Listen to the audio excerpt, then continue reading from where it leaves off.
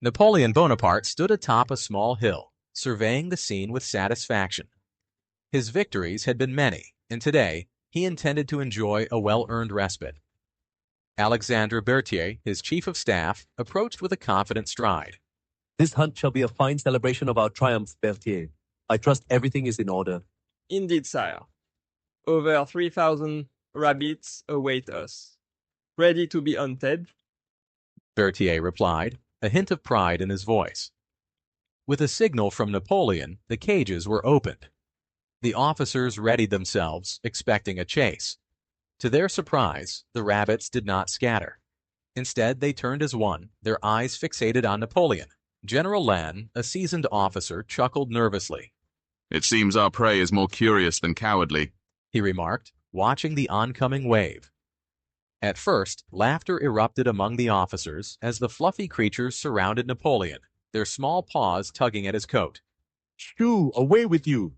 Napoleon exclaimed, attempting to brush them off, but the rabbits were undeterred, climbing onto his boots and hopping onto his lapel. Marshal Ney, usually unshakable in battle, found himself laughing despite the absurdity of it all.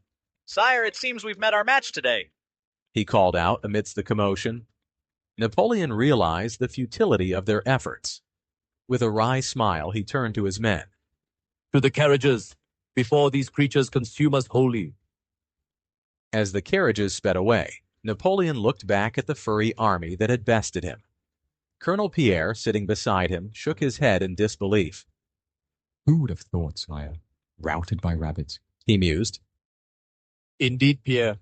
Today, history shall remember our retreat not by force, but by folly," Napoleon replied, a chuckle escaping his lips.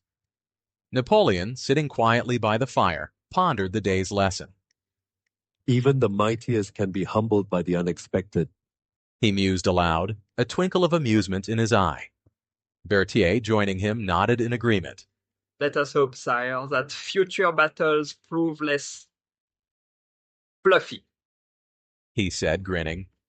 And so, under the starlit sky, the great general and his men shared stories, their spirits lightened by the day's unusual adventure.